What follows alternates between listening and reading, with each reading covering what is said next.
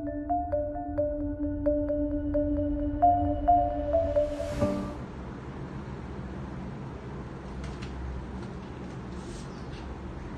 Assalamualaikum warahmatullahi wabarakatuh. Bertemu di video kali ini tentang bagaimana kita nak buat resepi baru. Resepi baru mana pula ni? Bukan resepi baru. Okey, hari ini bersama dengan Ustaz. Kali ini, video kali ini, seperti mana nama channel di bawah ni, korang tahu lagi? Kalau tak tahu, cepat subscribe channel bawah ni. Nak kena bagi tahu kau nak channel subscribe. Okey, baik. Untuk video kali ini, Ustaz nak menerangkan satu tajuk baru daripada tahun 3, subjek sirah. Dalam kata lain, sejarah. Tapi sejarah Islam, iaitu tentang peristiwa hijrah ke Habsyah dan ke Yasrib, Madinah. Anak-anak dekat rumah sekalian, dan yang sedang menonton di channel ini, pernah tak dengar cerita sirah tentang penghijrahan ini? Jika dah tahu, teruskan menonton untuk lebih kita ingat kembali apa yang telah kita pernah dengar sebelum ini. Dan yang baru tonton video ini, tolong subscribe, kemudian tengok sampai habis apa yang Ustaz nak terangkan tentang tajuk yang istimewa kali ini. Okey, boleh dapat? Okey, kita teruskan. Okey, tajuk kali ini ialah peristiwa hijrah ke Habsyah dan ke Yasrib, Madinah.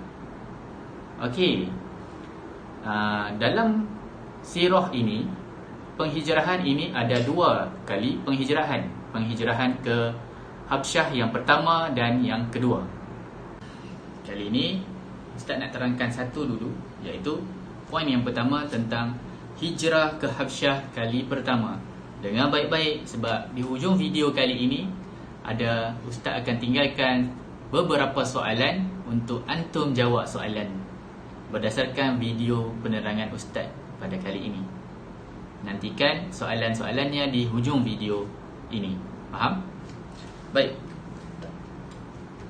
Hijrah ke Habsyah kali yang pertama. Apakah situasi yang berlaku? Sebab apa mereka berhijrah ke sana?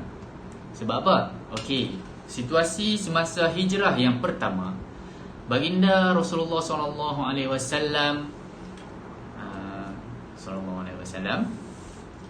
melihat beberapa keadaan, situasi yang mana sahabat-sahabat sangat menderita semasa berada di Mekah. Menderita sebab apa? Akibat apa?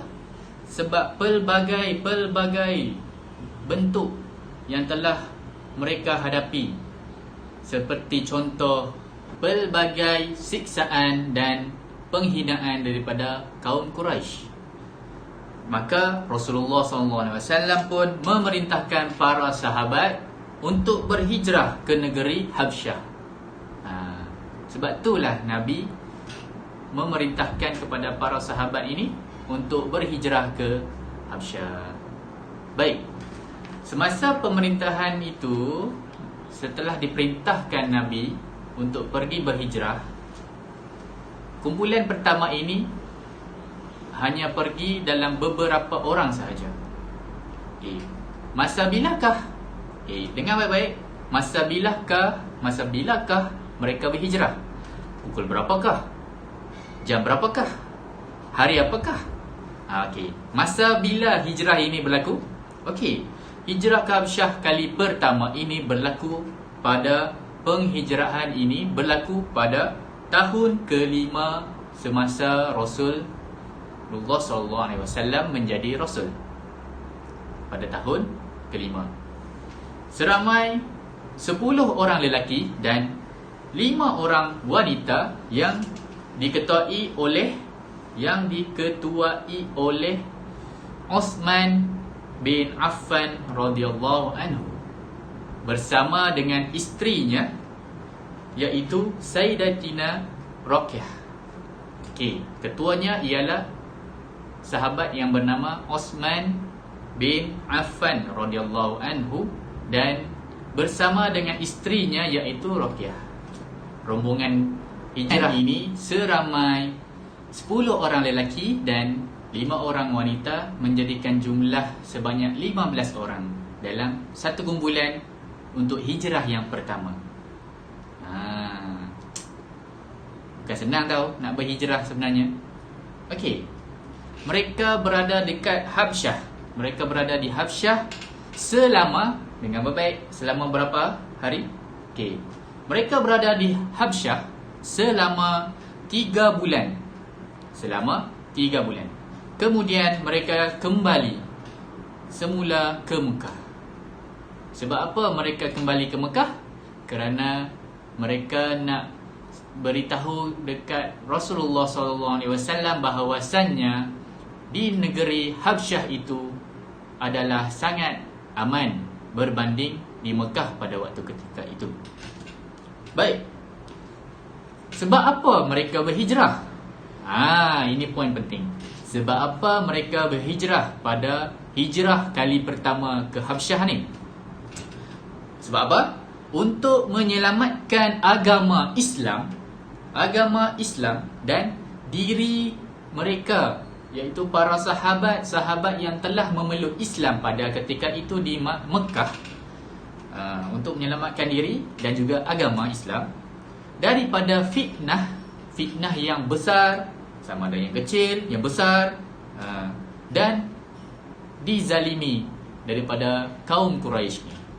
Sebab itulah hijrah kali yang pertama ini diperintahkan oleh Rasulullah SAW agar para sahabat pergi berhijrah ke Habsyah. Okey, baik. Apa yang akan terjadi selepas itu? Baik. Hijrah ke Habsyah kali yang kedua pula. Bagaimanakah sirahnya? Mari kita lihat situasi penghijrahan yang kali kedua ini. Pada ketika itu kaum Quraisy sangat melampau dan telah membuat satu kepungan dan memulaukan keluarga baginda Rasulullah SAW. Dan ia terdiri daripada Bani Hashim dan Abdul Muttalib. Rasulullah SAW memerintahkan para sahabatnya untuk berhijrah ke negeri Habsyah. Pada ketika itu baginda memerintahkan untuk berhijrah, dan maka masa inilah berlakunya penghijrahan kali yang kedua. Bila masa itu berlaku, hijrah ke Habsyah kali yang kedua ini berlaku pada tahun ke-7 kerasulan Nabi Muhammad SAW. Pada tahun ke-7. Maknanya kat situ, selepas hijrah yang pertama berlaku, selepas 5 tahun kerasulan Nabi, dalam 5 tahun, 6, 7. Dalam masa 2 tahun tersebut, barulah berlaku penghijrahan yang kali kedua, iaitu tahun yang kedua, iaitu bila dicampurkan 5 tahun Nabi menjadi Rasul dan sehinggalah menjadi 7 tahun. 7 tahun itulah penghijrahan yang kali kedua berlaku. 5 tahun, masa tu Nabi menjadi Rasul 5 tahun, dan penghijrahan yang pertama berlaku bila Nabi dah menjadi Rasul yang ke-7 tahun. Pada tahun yang ke-7 Rasul telah menjadi Rasul, Nabi Muhammad SAW menjadi Rasul, penghijrahan yang kedua pun berlaku. Okey, dapat? Baik. Berapa orang pula kali ni yang pergi? Berapa kumpulan? Seramai berapa orang? Okey, seramai 73 orang lelaki dan 11 orang wanita yang diketuai oleh Ja'far bin Abi Talib. Okey, ingat. Ketua ini adalah untuk rombongan yang kali kedua berhijrah. Penghijrahan yang kali kedua ke Habsyah. Siapa dia ketuanya? Iaitu Ja'far bin Abi Talib. Jangan keliru. Yang pertama tadi, ketua dia siapa? Osman bin Affan. Betul tak? Okey. Penghijrahan kali yang kedua ini ketuanya ialah Ja'far bin Abi Talib. Okey. Jelas? Jangan keliru. Jika keliru, jawapan nanti jawab salah. Faham tu? Faham betul? Baik. Bersama dengan mereka ialah orang Islam Yaman, iaitu Abu Musa bin Al-Ash'ari. Pada ketika penghijrahan itu, seorang Islam Yaman juga ikut sekali, iaitu Abu Musa bin Al-Ash'ari. Kali ini penghijrahan kali kedua ini sangat ramai berbanding penghijrahan yang kali pertama. Sebab apa mereka hijrah? Okey, poin ini. Sebab apa mereka berhijrah pada kali yang kedua ini? Sebab penyiksaan dan penganiayaan kaum Quraisy terhadap orang Islam semakin hebat, semakin kejam, semakin tak boleh diadili. Masuk, kalau zaman sekarang orang kata masuk mahkamah pun tak boleh challenge. Mahkamah pun kalah.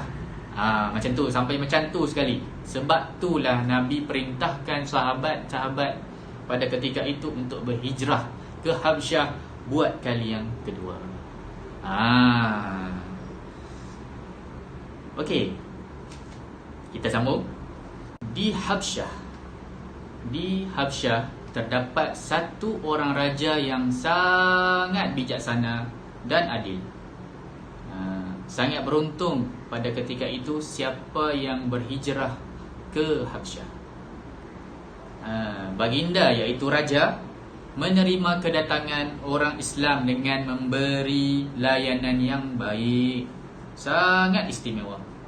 Baginda membenarkan orang Islam yang berhijrah pada kali yang pertama sebelum ini tinggal di Habsyah. Maknanya dekat situ, pada penghijrahan yang kali pertama ke Habsyah, raja ini telah memberikan tempat tinggal yang selesa dan layanan yang baik serta adil dan bijaksana. Begitu juga dengan hijrah kali yang kedua. Rombongan hijrah yang kali kedua juga mendapat sambutan yang sangat bagus, sangat selesa, dan perlindungan daripada raja itu sendiri. 100% raja itu memberikan perlindungan yang selamat daripada pelbagai ancaman kaum-kaum Quraisy.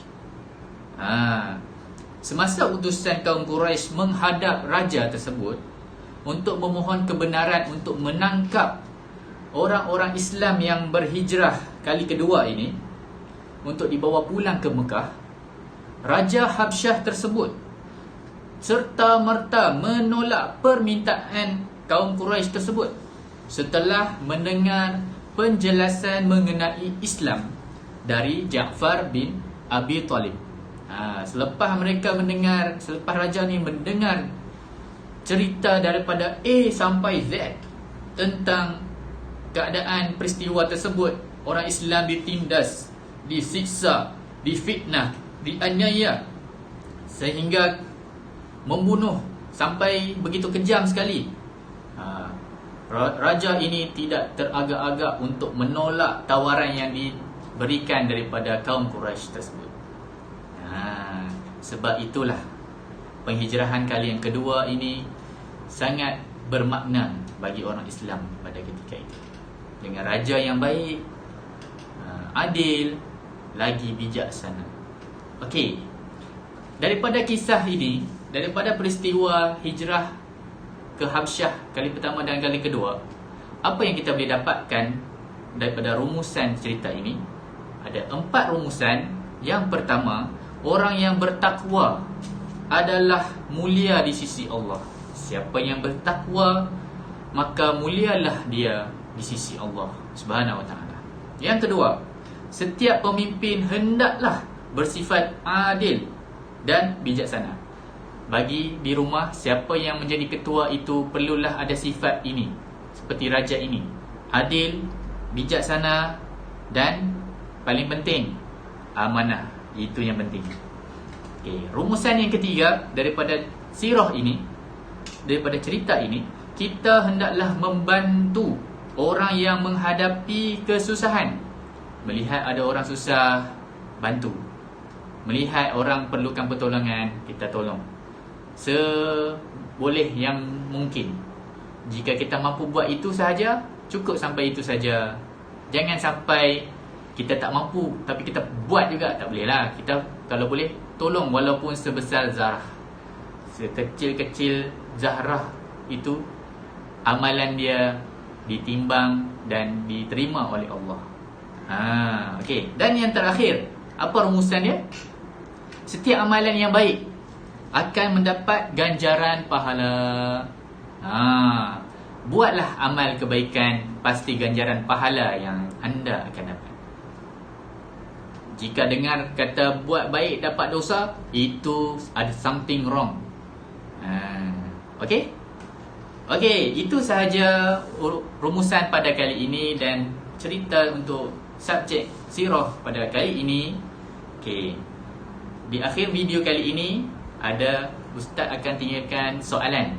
Jadi anak-anak di rumah bolehlah cuba jawab soalan ini di rumah dan jawapan boleh cek semula apa yang diceritakan daripada A sampai Z tadi yang ustaz dah cerita daripada awal video ini sampailah hujung video ini.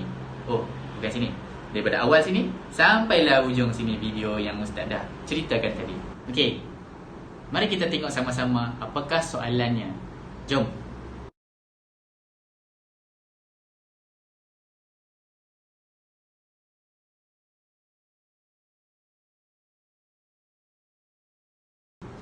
Bagi korang yang rasa video ini bermanfaat, rasa syok ditonton, rasa berbaloi, rasa bagus video ni, klik butang share kat bawah tu.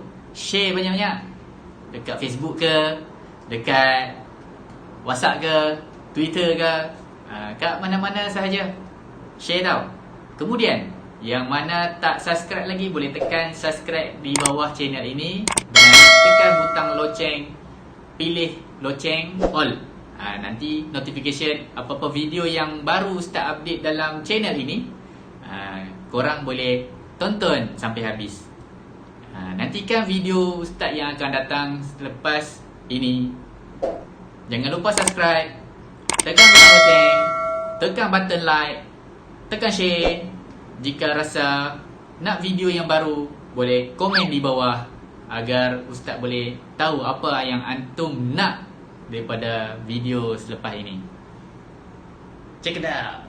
Bye bye. Assalamualaikum warahmatullahi wabarakatuh.